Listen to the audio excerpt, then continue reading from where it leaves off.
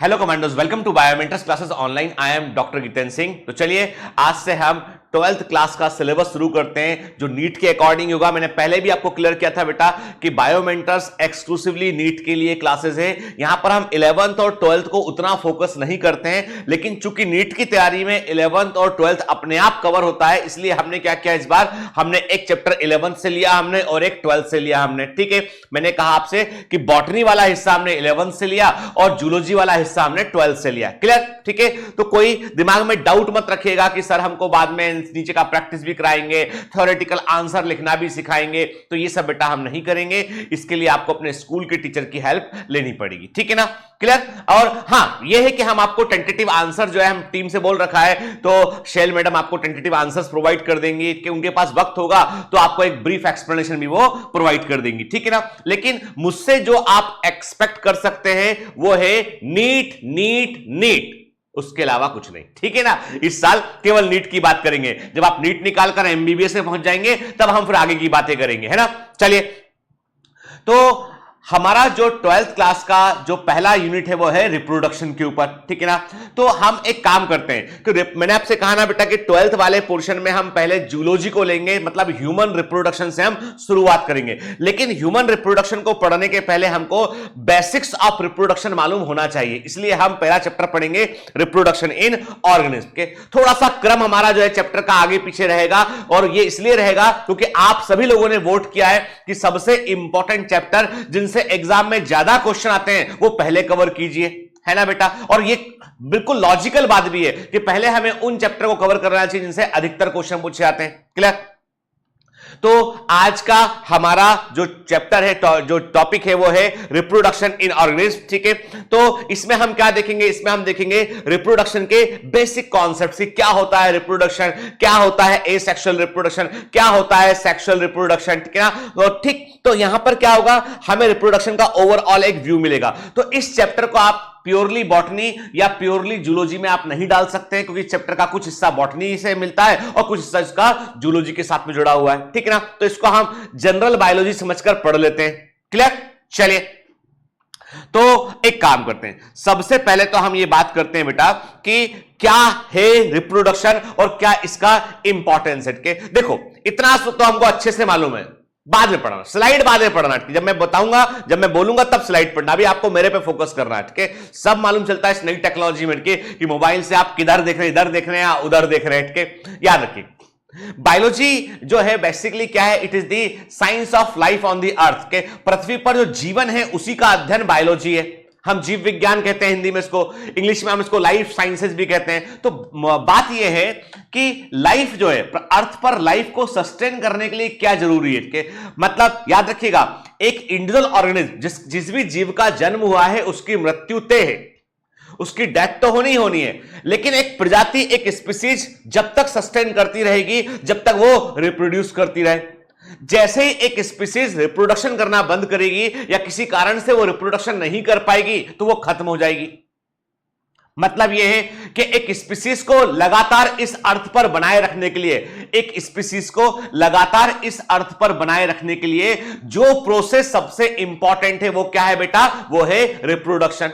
ठीक है? अब आपके दिमाग में क्वेश्चन आएगा, सर रिप्रोडक्शन तो केवल लिविंग ऑर्गेनिज्म कर सकते हैं। बिल्कुल सही बात है, reproduction can not be seen in non living organism. ये बिल्कुल सही बात है कि रिप्रोडक्शन केवल और केवल जीवित जीवों में आपको देखने मिलेगा, लिविंग ऑर्गेनिज्म में देखने मिलेगा, नॉन लिविंग में देखने नहीं मिलेगा। दूसरा क्वेश्चन दिमाग में उठता है और उठना भी चाहिए, सेकंड क्वेश्चन दिमाग में उठता है, क्या रिप्रोडक्शन लिविंग बीइंग की डिफाइनिंग प्रॉपर्टी है? मतलब रिप्रोडक्शन जीवित जीवों में होता ही है, क्या डिफाइनिंग प्रॉपर्टी है? तो अब इसका आंसर है नो। ध्यान से बात सुनना, रिप्रोडक्शन केवल जीवित जीवों में देखने मिलता है, लिविंग ऑर्गेनिज्म में देखने मिलता है, नॉन लिविंग में देखने नहीं मिलता है। लेकिन लेकिन लेकिन उसके बावजूद रिप्रोडक्शन लाइफ की डिफाइनिंग प्रॉपर्टी नहीं है। क्यों नहीं है? तो देखो, आप देखते होगे अपने आसपास कई सारे कपल ऐसे होते हैं जिनके बच्चे नहीं होते। ठीक है? कोई व्यक्ति है, किसी कारण से वो रिप्रोड्यूस नहीं कर पाता है, तो क्या वो नॉन लिविंग हो गया? वो तो लिविंग है, बाकी सारे कैरेक्टर्स के अंदर लिविंग के हैं, लेकिन वो रिप्रोड्यूस नहीं कर पाया, तो क्या वो नॉन लिविंग हो गया? नहीं। इसका मतलब ये कि कुछ जीवित जीव ऐसे हैं जो रिप्रोड्यूस नहीं भी कर पाते हैं, उसके बावजूद वो लिविंग है। तो इसका मतलब ये कि रिप्रोडक्शन को हम डिफाइनिंग प्रॉपर्टी नहीं मान सकते हैं। ये 11th क्लास का क्वेश्चन है और ये लिविंग वर्ल्ड का क्वेश्चन है, और दिमाग में डाल लेना इसको अच्छे से। मैंने आपको रिकॉल करा दिया इस पॉइंट को, क्योंकि क्या होता है, यही ऐसा ऑप्शन है जो एग्जाम में गलती करवाता है ना। तो concept should be very clear, ठीक है। अब देखिए क्या लिखा है, biology is the essence, biology in essence is the story of life on earth, ठीक है। जीव विज्ञान जो है पृथ्वी पर जो जीवन की कहानी का ही एक सार, एक प्रकार से। While individual organism die without fail, कोई भी जीवित जीव जो है जिसका जन्म हुआ है उसकी मृत्यु तय है, उसको मरना है, उसकी डेथ होना ही होना है। लेकिन एक प्रजाति, एक स्पीसीज जो वो लगातार सस्टेन करती है मिलियंस ऑफ ईयर तक के, जब तक कि कोई नेचुरल जो है वो कोई नेचुरल एक्सटिंक्शन ना हो जाए, कोई ऐसा फैक्टर उसके लिए ना आ जाए जिससे कि वो प्रजाति खत्म हो जाती हो। जैसे डायनासोर से कुछ ऐसा घटा कि डायनासोर्स खत्म हो गए, नहीं तो एक जमाने में डायनासोर्स लगातार प्रेजेंट थे, कुछ ऐसा घटा कि डायनासोर्स खत्म हो गए। क्या घटा, ये भी अभी विवाद का मुद्दा है, जब इवोल्यूशन पढ़ेंगे तब इस पर बात करेंगे, ठीक है।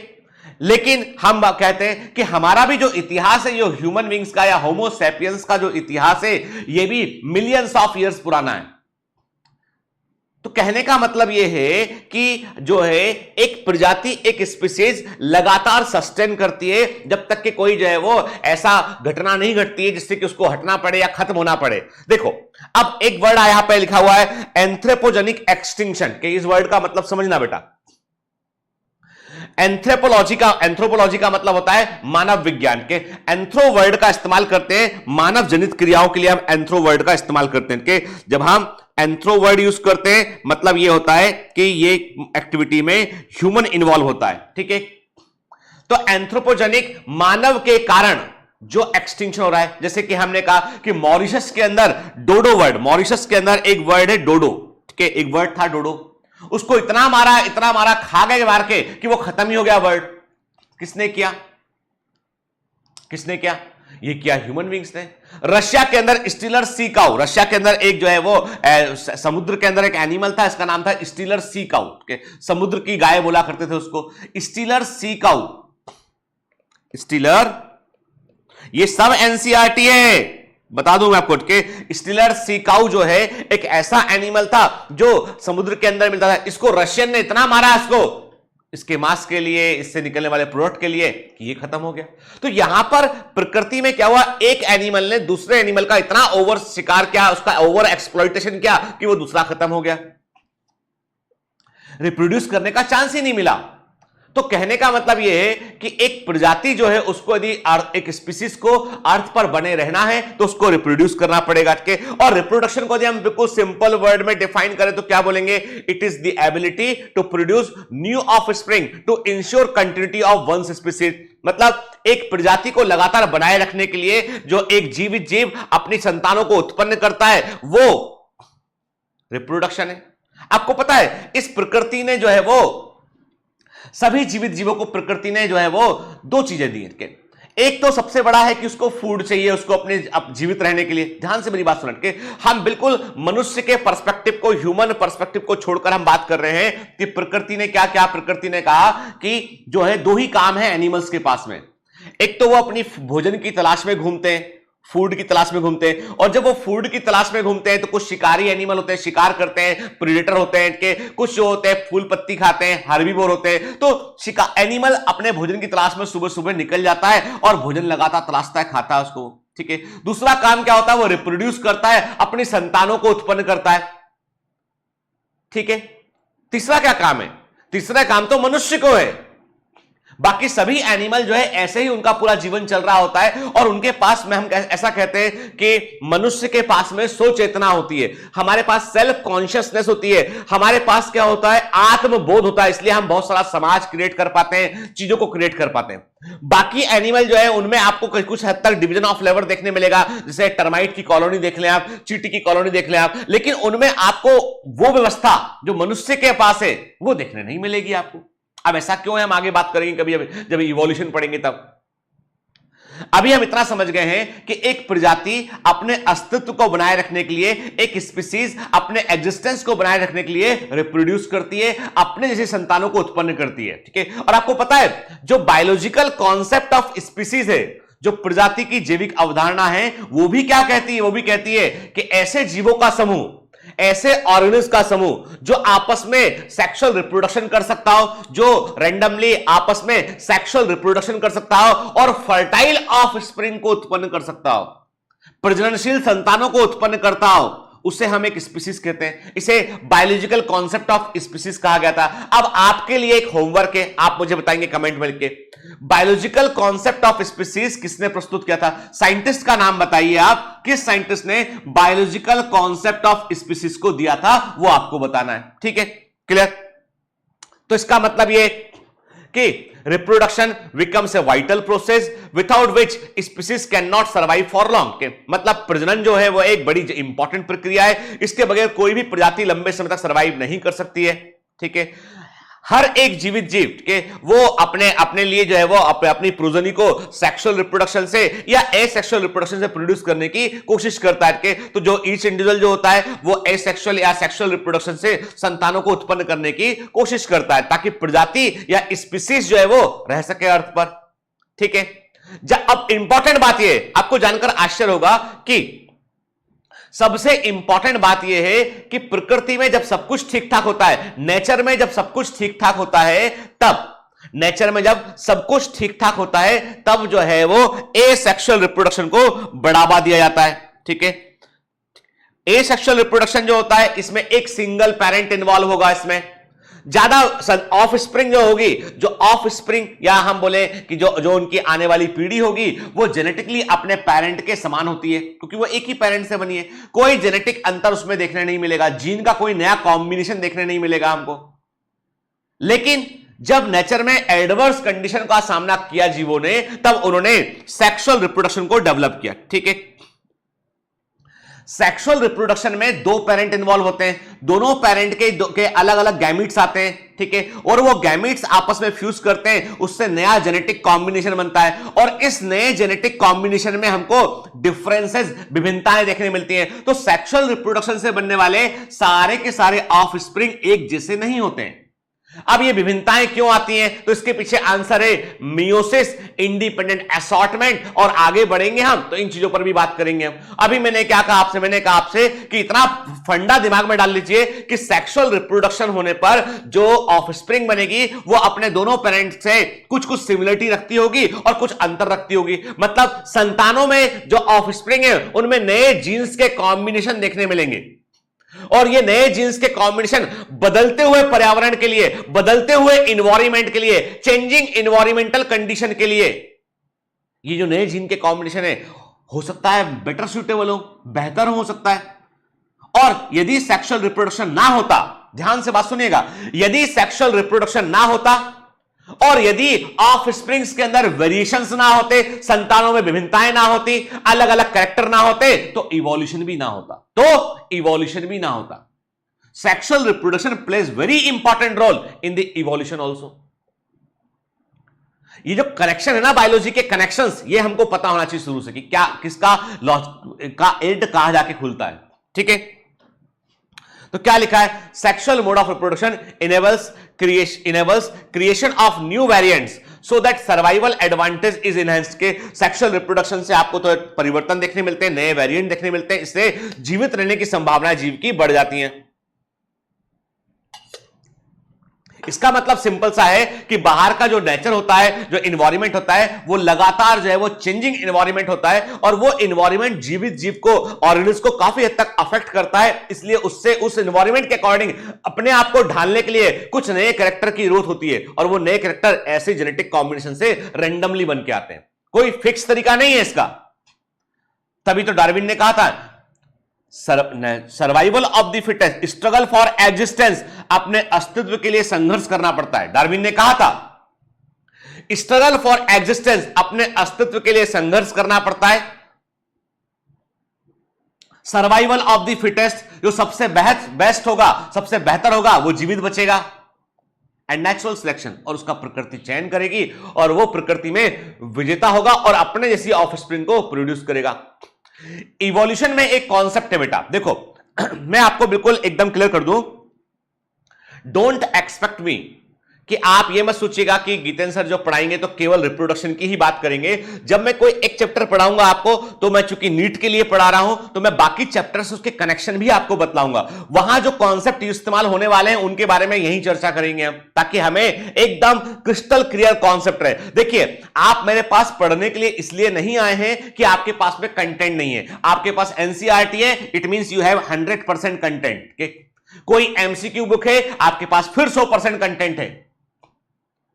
आप मेरे पास इसलिए आए हैं क्योंकि आपको कॉन्सेप्चुअल क्लैरिटी चाहिए। आपको चीजें पढ़ना और उनको समझना दोनों में फर्क होता है, इसलिए आप आए। इसलिए जब मैं समझाता हूं, मल्टीपल एग्जाम्पल देता हूं, तो मैं आपका समय खराब नहीं करता हूं। ये समय का इन्वेस्टमेंट है। तो कई लोगों को लगता है कि अरे सर क्या इधर उधर की बात कर रहे हो, पढ़ाओ पढ़ाओ पढ़ाओ। अरे भैया ऐसे किताब लेके बांचना है तो तुम ही बांच लो बैठ के, है ना। समझना है यहां पे बेटा हमको ना। और मैंने कहा ना, चैप्टर शुड भी ऐसा होना चाहिए कि जिंदगी में कभी ना भूले। मैं कह रहा हूं आपसे, मैं दावा करता हूं आपसे, आप लाइफ में कभी नहीं भूलेंगे। हम ऐसे पढ़ेंगे। एग्जाम नीट तो छोड़ ही दो आप मेरी बात ध्यान सुनिए। मैंने आपसे कहा कि यहां पर जो हम बात कर रहे थे कि सेक्सुअल मोड ऑफ रिप्रोडक्शन के बारे में, मैंने आपसे कहा कि जो एडवांटेज है, वो एडवांटेज कैसे मिलता है, वेरिएशन से एडवांटेज मिलता है वो। ठीक है, चलिए अब हां, मैं आपको एक चीज बताने वाला था, जहां मैंने बात को थोड़ा सा जो है वो ब्रेक किया। मैं कभी कभी स्किप हो जाता है। तो मैं बताने वाला था कि इवोल्यूशन में एक कॉन्सेप्ट आएगा बेटा, कि इवोल्यूशन में एक कॉन्सेप्ट आएगा और उस कॉन्सेप्ट को हम बोलते हैं फिटनेस। क्या बोलते हैं उसको? फिटनेस। आप झट से बोलोगे सर फिटनेस का मतलब तो यह है कि जिम जाओ, बॉडी बनाओ, उठ के वर्कआउट करो, उठ के ये फिटनेस है। नहीं नहीं नहीं, ये आप सोचते हैं।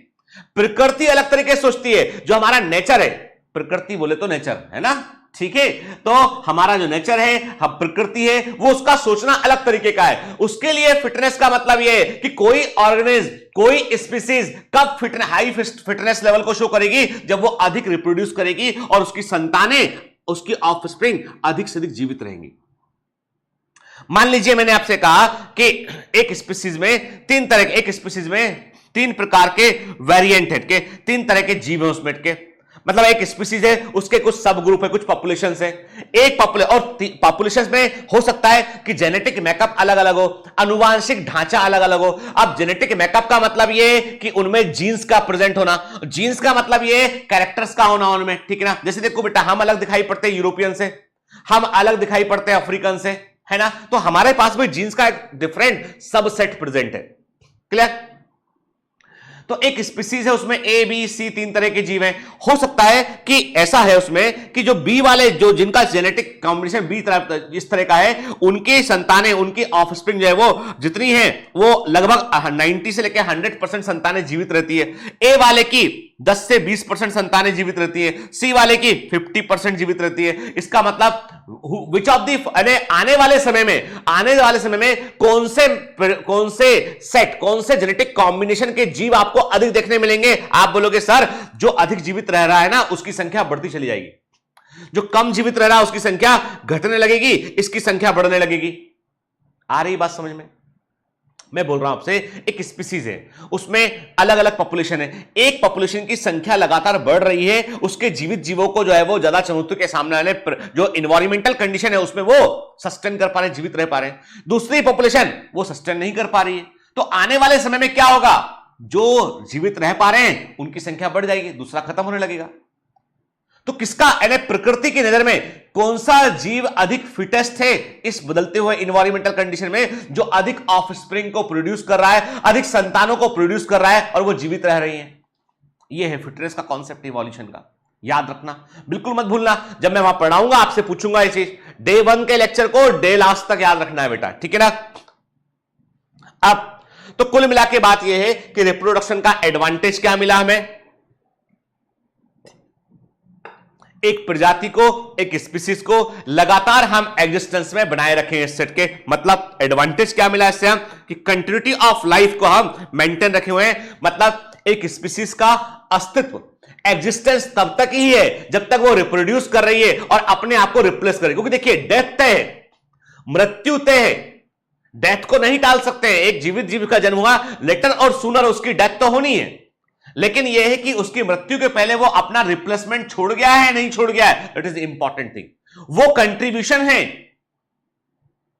कि एक स्पीसीज जीवित रहेगी। ठीक है, और इसमें डीएनए हुआ, जेनेटिक इंफॉर्मेशन हुआ, ठीक है, ये सब बड़ी इंपॉर्टेंट चीजें के जो आपके जीन्स होते हैं। और मैंने आपको बताया था जब बेसिक्स ऑफ बायोलॉजी के लेक्चर हम पढ़ा रहे थे तो मैंने आपसे कहा था कि जो molecule first sign of life है वो है न्यूक्लिक एसिड है। न्यूक्लिक एसिड में डीएनए की हम बात करें तो डीएनए के का ऐसा हिस्सा जिसमें कोई इंफॉर्मेशन होती है उसे हम जीन कहते हैं, और ये इंफॉर्मेशन ही जब प्रकट होती है तो उसके अकॉर्डिंग हम दिखाई पड़ते हैं। जो भी हम हैं अपने जीन्स के कारण है हम।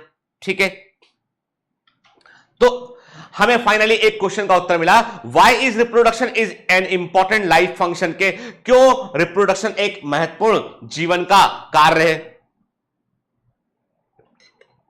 देखिए बेटा आंसर है ना, ठीक, आंसर क्या है इसका, reproduction is the only life process that is optional for an organism but essential for the survival of the species. कितना बढ़िया लिखा है, लिखा ये यहां पे, ठीक है, ये किसी बुक से लिया मैंने इसलिए बढ़िया बोला, ऐसा नहीं कि मैंने लिखा इसलिए बढ़िया बोल दिया है। ठीक है, तो मेरी बात सुनिए ध्यान से, एक कपल ने डिसाइड किया कि हमें बच्चा नहीं चाहिए। ठीक है, न्यूली मैरिड कपल ने डिसाइड किया, नहीं किया, और उन्होंने जो है वो बकायदा कॉन्ट्रासेप्शन इस्तेमाल किया और उनके बच्चा नहीं हुआ। नंबर एक, लिविंग वर्ल्ड चैप्टर के पॉइंट ऑफ व्यू से बात करें तो वो जीवित हैं, मतलब reproduction is not a defining character, ये भी क्लियर कर दिया मैंने आपको। दूसरा, ये उन दोनों की चॉइस थी ये कि हमें और बच्चे नहीं चाहिए, हमें बच्चों को उत्पन्न नहीं करेंगे, उनकी चॉइस थी। तो हो सकता है कि एक ऑर्गेनिज्म रिप्रोड्यूस करता है नहीं करता है ये उसके लिए एक ऑप्शन हो, लेकिन एक स्पीसीज के लिए ये ऑप्शन नहीं है। यदि पूरी प्रजाति, पूरी स्पीसीज तय कर लेती है कि हमें रिप्रोड्यूस नहीं करना है तो आप समझ लीजिए वो खत्म हो जाएगी, प्रजाति, स्पीसीज खत्म हो जाएगी। आ रही बस में कहने का मतलब यह है कि reproduction is the only life process, एक ऐसी जीवन की प्रक्रिया है जो एक जीव के लिए ऑप्शनल या वैकल्पिक हो सकती है, लेकिन एक स्पीसीज, एक प्रजाति के सस को बनाए रखने के लिए, उसके जीवित रहने के लिए, उस स्पीसीज का एग्जिस्टेंस बनाए रखने के लिए एक एसेंशियल प्रोसेस होती है। ठीक है, अब देखो हम बोलते हैं इंडिया में पॉपुलेशन बढ़ रही है लगातार, बिल्कुल सही बात है, इंडिया में लगातार पॉपुलेशन बढ़ रही है और हमारे लिए एक बड़ी चुनौती भी है ये। ठीक है, पॉपुलेशन की स्टडी को हम डेमोग्राफी कहते हैं। ठीक है, पॉपुलेशन की स्टडी को हम डेमोग्राफी कहते हैं। तो डेमोग्राफी के लिए देखें तो इंडिया की पॉपुलेशन जो है वो बढ़ती हुई पॉपुलेशन है, चाइना की पॉपुलेशन सबसे अधिक है, फिर इंडिया की है। जापान की बात करेंगे तो जापान में पॉपुलेशन जो है वो नेगेटिव है, मतलब वहां पर ओल्ड लोग ज्यादा हैं, यंग लोग कम है। तो जापान में गवर्नमेंट कहती है कि यदि ऐसा चलता रहा तो एक दिन जापान में जो है वो बच्चे ही नहीं होंगे, बहुत कम बच्चे बचेंगे, पॉपुलेशन एकदम ही कम हो जाएगी। गवर्नमेंट ने बोला भैया पहला बच्चा होगा तो 50% खर्चा गवर्नमेंट देगी, बच्चे के स्कूल की फीस का, उसके हेल्थ केयर का, सबका। दूसरा बच्चा होगा तो 100% खर्चा जापान की सरकार देगी, चिंता मत करना, स्कूल का पूरा हमारा है। और तीसरा बच्चा होगा तो तुमको सरकारी नौकरी भी मिलेगी और बच्चों को कीप एजुकेशन भी सरकार की जिम्मेदारी है। जापान में ऐसा है, क्या सोच सकते हो इंडिया में? यदि इंडिया में ऐसा हो जाए तो बच्चों की कतार लग जाएगी, सरकार भी परेशान हो जाएगी। तो इंडिया एक डिफरेंट सिनेरियो है, वहां एक डिफरेंट सिनेरियो है। अब आप वो फिटनेस वाली बात मत सोचना, यहां पे कई दूसरे फैक्टर भी काम कर रहे हैं। फिटनेस एक पूरे की पूरी स्पीसीज की होती है बेटा, ठीक है? तो फिटनेस की बात करोगे तो आप पूरे होमो सैपियंस की बात करोगे आप, ठीक है ना? क्लियर? आप फिटनेस की बात करोगे तो एक बड़ी लार्जर पॉपुलेशन की बात करोगे, जिसमें कि आप नेचुरल रैंडम सेक्सुअल रिप्रोडक्शन की बात करेंगे आप, हम आगे बात करेंगे, तो अभी कंफ्यूज मत करना उस चीज को लेकर। अभी मैंने आपसे इतना कहा कि जो स्पीसीज है उसके बने रखने के लिए रिप्रोडक्शन जरूरी होता है। अब देखिए आप, ये एक छोटा सा एनिमेशन पूरे जीवन को बतलाता है कि जीवन इंसान का क्या है, व्हाट इज द लाइफ के। इस एनिमेशन को आप ध्यान से देखिएगा, थोड़ा फोकस कीजिए एनिमेशन पे। This animation shows the entire life of, देखिए, ठीक है, ये बच्चे का जन्म हुआ, ठीक है, बच्चा बड़ा हो रहा है धीरे धीरे, ठीक है, धीरे धीरे बड़ा होते होते फाइनली एक दिन जो है क्या हुआ कि बच्चा जो है वो लगातार, हमें यहां पे कि मैं एनिमेशन को रीस्टार्ट करता हूं, इसको देखिए, ठीक, देखिए ना, बच्चे का जन्म हुआ, बच्चा बड़ा हुआ, बड़ा होने के बाद देखिए आपके फाइनली वो एडल्ट हुआ, मैरी किया, बच्चे हुए उसके ओट के, और फाइनली एक दिन वो ओल्ड हो जाएगा और चला जाएगा उठ के। लेकिन वो उसके पहले जो है अपने अपने जैसे जीव को उत्पन्न कर गया वो, और यही स्पीसीज के सर्वाइवल का तरीका है के। तो ये हमने एक एनिमेशन से हमने पूरे मनुष्य के जीवन की एक कहानी को हमने देखा कि ह्यूमन लाइफ किस तरह का होता है, उसको हमने देखा यहां बैठ के कि क्या मनुष्य का जीवन है, उसको हमने यहां पे एक छोटे से कुछ सेकंड के एनिमेशन में हमने पूरी कहानी को समझा हमने। ठीक है, क्लियर? यही हमारा जीवन है। यदि हम देखें यहां पे तो हमारे लाइफ में अलग अलग अवस्थाएं या फेज आती हैं। यहां पे तो आप देख रहे हैं कि छोटा बच्चा है, खड़ा होना सीख रहा है, चलना सीख रहा है, बड़ा हुआ, एजुकेशन लिया, फिर फाइनली काम करने लगा वो उठ के, और जो है और उसके बाद वो ओल्ड होके मतलब यदि मैं आपसे कहूं तो आप और मेरे बीच फर्क ये है कि ये आप है, ये मैं हूं। ठीक है, ठीक है, मतलब मैं यहां कन्वर्ट होने वाला हूं, आप यहां कन्वर्ट होने वाले हैं, ये फर्क है ना। तो जीवन जो है वो ऐसे ही है ना। आप लाइफ को देखें बिल्कुल एक जो है आप जो है निरपेक्ष रूप से आप बगैर एनालिसिस किए देखें तो आपको लगेगा उसमें, मतलब बगैर आप जजमेंटल हुए देखें तो आपको लगेगा यही लाइफ है, यही कर्व है के। जो आप देखेंगे जो लोग होते हैं, बच्चा बड़ा हुआ और अपना जो है वो लगातार इवॉल्व हो रहा है, लगातार नई चीजों को सीख रहा है वो के, और फाइनली वो एक एडल्ट एज में आ गया और उसके बाद फिर वो ओल्ड होने लगा के। हमारे जीवन का जो ग्राफ होता है वो ऐसा ही होता है के, और एक दिन वो नीचे आता है के। इसलिए कहते हैं ना, एक कहावत है कि बच्चे और बूढ़े एक समान होते हैं। ज्यादा ओल्ड एज के लोग भी जिद करते हैं, बातों को नहीं मानते हैं, तो हम कहते हैं, कहावत है कि बच्चे और बूढ़े एक समान होते हैं। तो उसके पीछे कारण ये है, देखिए ग्राफ है ना, ये ग्राफ मैच कर रहा है, नहीं कर रहा, कर रहा है ना। ठीक है, lesson of the day, always talk nicely to the elder people के। जो आपके ओल्डर पीपल हैं, जो अधिक उम्र के लोग हैं आपके आस पड़ोस में, आप उनसे प्रेम से बात कीजिए। कभी आपको लगता है ना कि इनसे क्या बात करेंगे हम, मैं कहता हूं आप सिंपली, आपको लगता है ना कोई अधिक एज का व्यक्ति है तो उनको सबसे बड़ी समस्या उनकी क्या है बेटा, पता है आपको? अकेलापन के, आइसोलेशन सबसे बड़ी समस्या है। जस्ट गो टू देम और टॉक टू देम, 5 से 10 मिनट उससे बात कीजिए, आप पूछिए उनसे उनके जीवन के बारे में। मैं कह रहा हूं आपसे बेटा, हर जो ओल्ड आदमी, एक वृद्ध व्यक्ति है ना, वो एक एनसाइक्लोपीडिया है। वो एक ऐसा एनसाइक्लोपीडिया है, ज्ञान का भंडार है, जिससे आपको कुछ ना कुछ मिलेगा ही मिलेगा। आपको ऐसा नहीं कि कुछ चला जाएगा आपको।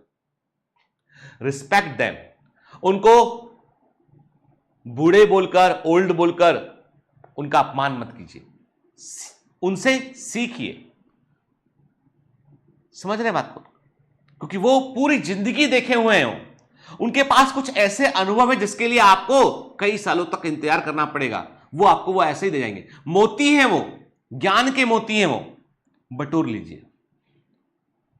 10 मिनट आप उनको देंगे ना, उसके बदले आपको ज्ञान मिलेगा और बहुत सारी दुआएं मिलेंगी। और आपको बता दूं मैं, दुआएं जो होती है, जो आशीर्वाद होता है, वो कहां काम आता है, कब काम आता है, ये कोई नहीं जानता है, लेकिन ये श्योर है काम आता है, ये श्योर है। चलिए, अब एक वर्ड आता है life span and life expectancy की बात करते हैं हमके, कि लाइफ स्पान क्या होता है, लाइफ एक्सपेक्टेंसी क्या होता है, क्योंकि ये बड़े कंफ्यूजिंग वर्ड है और ये एग्जाम में पूछ लिए जाते हैं। ये मत सोचना कि एनसीईआरटी कहां गई सर, अरे एनसीईआरटी सब एनसीईआरटी है, ठीक है, सब एनसीईआरटी है। लाइफ स्पान का मतलब होता है कि एक जीवित जीव का जन्म हुआ, ग्रो किया, ठीक है, फाइनली कितने समय तक वो रहा, रिप्रोड्यूस किया उसने अपने आप को और खत्म हो गया वो। बर्थ, ग्रोथ, रिप्रोडक्शन, एजिंग या सीनेसेंस, देन डेथ। तो मान लो मैंने कहा कि एक व्यक्ति जो है उसने 122 साल की उम्र तक जिया, मान लीजिए एग्जांपल ले रहा हूं, 105 साल तक जीवित रहा, एक व्यक्ति 86 ईयर जीवित रहा, एक व्यक्ति 60 ईयर जीवित रहा, तो वो उस इंडिविजुअल व्यक्ति का लाइफ स्पान है, वो उसका जीवन काल है, वो उसका जीवन काल है। तो लाइफ स्पान एक जीवित जीव का टोटल टाइम पीरियड, कितने समय वो जीवित रहा, वो लाइफ स्पान को शो करता है। लेकिन लाइफ एक्सपेक्टेंसी एक डिफरेंट वर्ड है, और ये बेटा ये आपको भी एनसीईआरटी में नहीं रखा, यहां पर ये पॉपुलेशन के अंदर आता है। ये पॉपुलेशन की कैरेक्टरिस्टिक होता है, पर याद रखना यहीं यहीं इसको कंपेयर कर लेते हैं हम ताकि याद रहे मुझे। लाइफ एक्सपेक्टेंसी का मतलब होता है कि it is the median half of the population live to that point के लाइफ एक्सपेक्टेंसी एक मीडियन होता है, एक मध्यकाल होता है। अब आप बोलोगे सर ये तो बिल्कुल ही समझ में नहीं आया। कहने का मतलब यह है कि एक पॉपुलेशन है, फॉर एग्जांपल इंडियन पॉपुलेशन की बात करें, भारत की जनसंख्या की बात करें तो हम ऐसा बोलते हैं कि भारत में एक व्यक्ति की औसत आयु क्या है, एवरेज लाइफ क्या है। देखो हम किसी एक व्यक्ति की बात नहीं कर रहे, हमने क्या बोला, हमने कहा कि इंडियंस की एवरेज लाइफ क्या है, इंडियंस में किसी भी व्यक्ति की एवरेज लाइफ क्या होगी, कितने समय वो जीवित रहेगा, ये हो गया है लाइफ एक्सपेक्टेंसी के। तो एक पॉपुलेशन में का और लाइफ एक्सपेक्टेंसी निकालने का तरीका ये होता है कि तकरीबन आधी पॉपुलेशन उस उम्र तक जीवित रहना चाहिए, तकरीबन आधी पॉपुलेशन उस उम्र तक जीवित रहना चाहिए, वो होता है, दैट इज द पॉइंट जिसको हम लाइफ एक्सपेक्टेंसी कहते हैं। क्लियर? भूलना नहीं, एमसीक्यू आता है, इस पर पूछा जाता है बेटा, है ना। तो लाइफ स्पान एक अलग चीज है। लाइफ स्पान का मतलब है एक ऑर्गेनिज्म जो है उसका बर्थ से लेकर डेथ तक का टोटल टाइम पीरियड, वो लाइफ स्पान है। ये एक व्यक्ति, अलग अलग जीवों के लिए अलग अलग हो सकता है, अलग अलग व्यक्ति के लिए अलग हो सकता है। मान लो हम कहते हैं कि कछुए की उम्र जो है वो हमने कहा 152 साल है, हमने बोल दिया, ठीक है। हमने कहा टॉर्टोइस कितने साल जीवित रहेगा, हमने कहा पैरेट जो है वो 150 साल जीवित रहेगा। तो क्या सारे पैरेट 150 साल जीवित रहते हैं? एक बिल्ली खा गई पकड़ के तोते को, 1 साल का तोता खा गए? नहीं। तो उस पर्टिकुलर पैरेट जिसको बिल्ली ने शिकार करके खा लिया, उसकी उम्र मान लो 1 साल थी, तो मतलब उसका लाइफ स्पान 1 ही साल था। लेकिन जितनी पैरेट की पॉपुलेशन देखेंगे आप, उसमें आप निकालेंगे उसको, तो आप बोलेंगे कि उसका लाइफ स्पान डिफरेंट मिलेगा आपको, ठीक है। उसका जो लाइफ स्पान है वो, यानी एक पॉपुलेशन की बात करेंगे आप तो डिफरेंट है, एक इंडिविजुअल की बात करेंगे तो डिफरेंट है। लाइफ एक्सपेक्टेंसी जो है वो पॉइंट है जिस पॉइंट पर आधी पॉपुलेशन तकरीबन जीवित रहती है, ठीक है।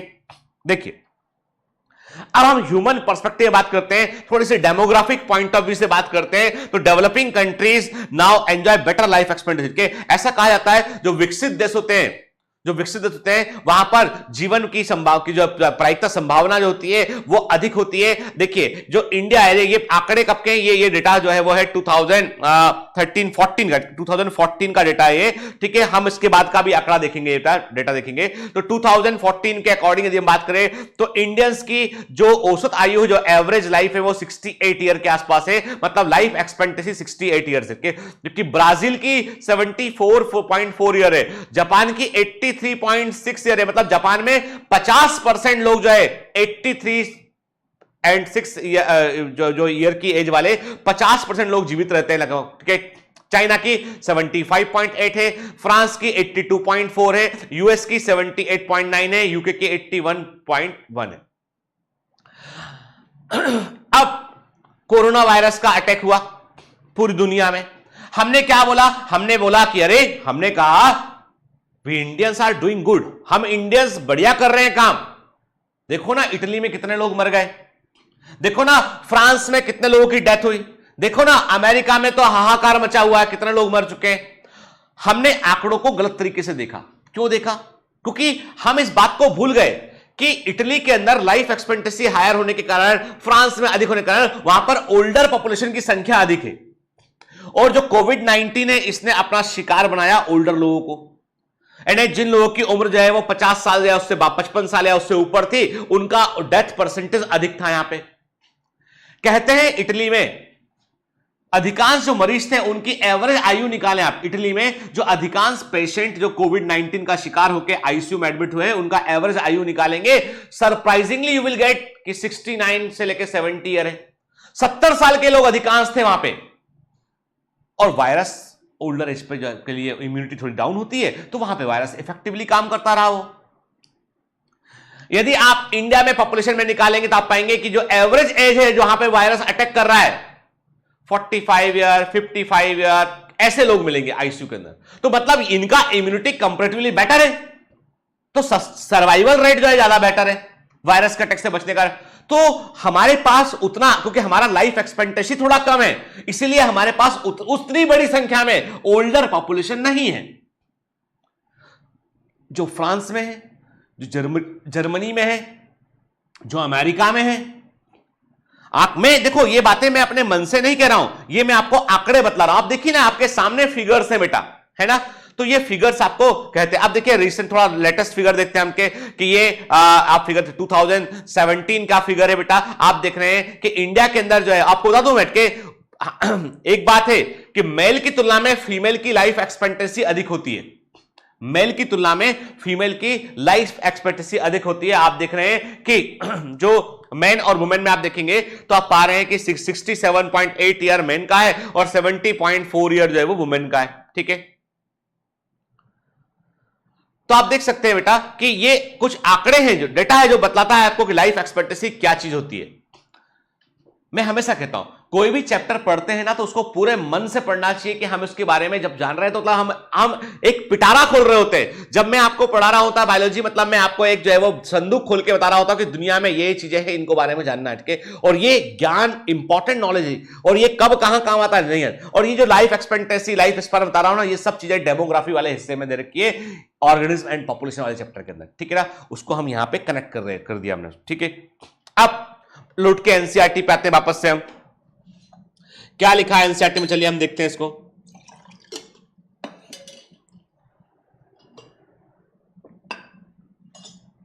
देखिए, each and every organism can live only for a certain period of time. ठीक है, हर जीवित जीव कुछ पर्टिकुलर समय काल तक जीवित होता है। The period from birth to natural death of an organism represents its life span. Clear, यही बोला था हमने यहां पे ना। Whatever be the life span, death of every individual organism is certainty. के कोई भी जीवन काल हो, लाइफ स्पैन हो, मृत्यु तय है। कोई भी जीवित जीव जो है वो अमर नहीं है, एक्सेप्ट, अब यहां पर भी आ गया एक एक्सेप्शन के, एक्सेप्ट सिंगल सेल ऑर्गेनिज्म के। अब ये क्या मतलब हुआ इसका, देखो बेटा, सिंगल सेल ऑर्गेनिज्म जो है वो मरते नहीं है जनरली। कैसे? नेचुरली नहीं मरते उठ के। अब आपने क्या किया, आपने अमीबा लिया, आपने मार दिया, एसिड डाल के मार दिया तो मर जाएगा वो। तो नेचुरल कंडीशन में क्या होता है कि एक यूनिसेल ऑर्गेनिज्म में ये ग्रो किया, डिवाइड कर गया। ठीक है, क्या ये मरा? डिवाइड कर गया, नए बन गए, ये नए जीव बन गए हैं। एक यूनिसेल ऑर्गेनिज्म ने अपने आप को ग्रो किया, दो हिस्सों में डिवाइड कर गया तो दो नए जीव बन गए, पुराने वाला खत्म हो गया। लेकिन क्या पुराना वाला मरा नहीं है, वो दो में डिवाइड हो गया। वो साइंटिस्ट कहते हैं कि ये यूनिसेल ऑर्गेनिज्म है, उनका ग्रोथ और रिप्रोडक्शन सिनोनिमस है उसमें के, वृद्धि और प्रजनन उनमें पर्यायवाची के समान है, एक समान घटनाएं हैं। ठीक है, देखिए अब आपके सामने जो है वो एनसीईआरटी में एक बड़ा लंबा चार्ट भी दे रखा है उन्होंने ऐसे खाली स्थान दे रखे हैं कि पूछा है कि बताओ भैया, आपको गूगल करो, पता लगाओ कहीं से और भरो इसको, आपकी क्या क्या लाइफ स्पैन होता है। कुछ उन्होंने दे रखे, जैसे उन्होंने दे रखा है बटरफ्लाई का 1 से 2 वीक होता है, क्रो का 15 ईयर होता है, पैरट का 140 ईयर होता है। ठीक है, टॉर्टाइस का 100 से 150 ईयर होता है, के क्रोकोडाइल का 60 ईयर होता है। बाकी उन्होंने खाली दे रखा है, पूछा है कि बताइए ये क्या होता है। तो एक काम करते हैं ना, यानी ये इंफॉर्मेशन को हम यहां पर नोट कर लेते हैं। ये जो इंफॉर्मेशन बता रहा हूं मैं आपको, ये आपको अलग अलग बुक में थोड़ी वेरी करती हुई मिलेगी। जो मैंने लिखा है वो सही है, दिमाग में रखिएगा उसको। ठीक है, चलिए नोट कर लेते हैं इसको। हम लाइफ स्पान जो एलिफेंट का है, it is tentatively around 60 to 90 year. क्या थोड़ा सा एशियन और अफ्रीकन एलिफेंट में ये वेरी करता है। डॉग का 20 से लेकर 30 ईयर्स होता है। बटरफ्लाई का ऑलरेडी एनसीईआरटी में दे रखा था, 1 से 2 वीक होता है। क्रो का 15 ईयर ऑलरेडी एनसीईआरटी में दे रखा था। पैरट का 140 ईयर ऑलरेडी एनसीईआरटी में दे रखा था। काऊ का जो होता है 20 से 25 साल होता है। ठीक है, हॉर्स का 60 ईयर होता है, क्रोकोडाइल का 60 ईयर होता है बेटा। ठीक है, फ्रूट फ्लाई का, जो फ्रूट फ्लाई ड्रोसोफिला होती है बेटा, इसका 30 डेज होता है। टॉर्टॉइस का 100 से 150 ईयर होता है, ऑलरेडी दे रखा है एनसीईआरटी में। रोज का, गुलाब का 5 से 7 ईयर्स होता है। बनाना ट्री का 25 ईयर्स होता है। क्लियर? राइस प्लांट का 3 से 4 महीना होता है और बरगद के पेड़ का तकरीबन 200 ईयर्स के आसपास, 200 से लेकर 300 ईयर भी हो सकता है। 200 ईयर्स हमने एक मीन ले लिया, हमने 200 ईयर्स के आसपास बरगद के पेड़ का लाइफ स्पान होता है। ठीक है, तो ये जो खाली जगह दे रखी थी एनसीईआरटी में, उनको हमने यहां पे भर लिया बेटा। ठीक है ना, याद रखेंगे इसको आप। चलो, और ये कई बार कई बार ऐसे मैच करने वाले क्वेश्चन ये है वो पूछ लिए जाते हैं, इस तरह के क्वेश्चन भी। ठीक है, तो एक बात हम क्लियर करें, हमने एक बात तो हम यहां पर समझ गए कि reproduction is the process in living organism that ensures the continuity of life. के एक बात हमको अच्छे से समझ में यहां पर आ गई है कि रिप्रोडक्शन जो है वो एक ऐसी प्रक्रिया है जो धरती पर, हमारे अर्थ पर जीवन को बनाए रखे, कंटिन्यूटी ऑफ लाइफ को जो मेंटेन किए हुए। ठीक है ना, ये तो हमें क्लियर हुआ। आप देख रहे हैं इस इमेज में आपको साफ साफ दिखाई पड़ रहा है, एक स्पर्म है, एक ओवम है, फर्टिलाइजेशन हुआ, उसके बाद क्या बन गया, जाइगोट बन गया, जाइगोट से एम्ब्रियो बना और एम्ब्रियो से फिर ऑर्गेनिज्म बन गया, एक जो है वो जीव का जन्म हो गया यहां पे। ठीक है, देखिए, और मैंने आपको एक बात मैंने आपको कहा था, मैंने आपसे कहा था कि सेक्सुअल रिप्रोडक्शन में आप चूंकि मदर फादर जो है वो अलग अपने अपने जेनेटिक जीन्स को कंट्रीब्यूट करते हैं, उनका अलग एक कॉम्बिनेशन बनता है जाइगोट के अंदर, और इसी कारण से जो बच्चे होते हैं वो अपने माता पिता के एग्जैक्ट कॉपी नहीं होते। They may have some character from mother, they may have some character from father, but they are not exact copy of their mother father. ठीक है, क्लियर? आप अपने आप को देख लीजिए, हम अपने आप को देखते हैं, कुछ कैरेक्टर मदर से मिलते हैं, कुछ फादर से मिलते हैं, कि एग्जैक्ट कॉपी नहीं होता है, इट्स रेयर, बाई चांस वाली बात है। तो कहने की बात यह है कि जो डिफरेंट जेनेटिक कॉम्बिनेशन हैं सेक्सुअल रिप्रोडक्शन के परिणाम स्वरूप जो ऑफस्प्रिंग होती है उसमें आपको क्या मिलते हैं, कुछ अलग अलग जेनेटिक कॉम्बिनेशन मिलते हैं, और यही कारण है कि इवोल्यूशन हो पाया के, यानी जो जीन्स के अंदर आने वाले परिवर्तन हैं, जो चेंजेस हैं, वही इवोल्यूशन का आधार बने। तो आज हम जो देखते हैं ना कि एम्फीबिया है, रेप्टाइल्स है, मैमल्स है, एप्स, एवीज के, मतलब आज हम जो डाइवर्सिटी ऑफ लाइफ देखते हैं, जो आज जीवन में विविधता हम देखते हैं, डाइवर्सिटी ऑफ लाइफ देखते हैं, ये बगैर सेक्सुअल रिप्रोडक्शन के पॉसिबल नहीं थी। सेक्सुअल रिप्रोडक्शन ने क्या किया, रॉ मटेरियल प्रोवाइड किया, लगातार वेरिएशंस प्रोवाइड किए, जिससे जो है वो जीवन का लगातार इवोल्यूशन होता चला गया, विकास होता चला गया। ठीक है, आज का जो लेक्चर था वो रिप्रोडक्शन का समझ लीजिए आपके एक तरह का इंट्रोडक्टरी लेक्चर था। इसमें अब हम आगे के लेक्चर में बात करेंगे, तो थोड़ा सा हम जो है एसेक्सुअल रिप्रोडक्शन क्या होता है, सेक्सुअल रिप्रोडक्शन क्या होता है, उस पर हम बात करेंगे। ओके, तो उम्मीद है बेटा आपको सब चीजें समझ में आ रही होंगी बराबर। और देखिए क्या होता है कि एक चैप्टर को केवल होता है कि पढ़ ले हम, एक होता है उसको हम अपने अंदर जो है वो इन्वॉल्व कर लेने। हमें चैप्टर की जब तक हम आत्मा तक नहीं पहुंचेंगे, सोल तक नहीं पहुंचेंगे ना, पढ़ने में मजा नहीं आएगा। मैं कह रहा हूं आपको, आप कोई कॉन्सेप्ट को यदि अच्छे से समझकर पढ़ेंगे ना, तो आपके सामने 1000 ऑप्शन क्यों ना हो, तो भी आप सही आंसर चुन लेंगे। तो पढ़ते रहिए, मेहनत करते रहिए बेटा, और याद रखिएगा कमांडो शपथ जो आपने ली थी उसको आप याद रखिएगा, उसको वॉल पे लगा लीजिए कहीं पर आप, और आपको बिल्कुल एक प्रतिबद्ध कमांडो के समान जो है वो डायरेक्शंस को फॉलो करना है, लगातार एफर्ट करना है, मेहनत करना है बेटा, पढ़ते रहना है। और मैंने आपसे कहना कि हमने बड़ा टास्क आपने लिया है, और इस बड़े टास्क को पूरा किए बगैर कोई चैन नहीं है, कोई सुख नहीं है। All the best.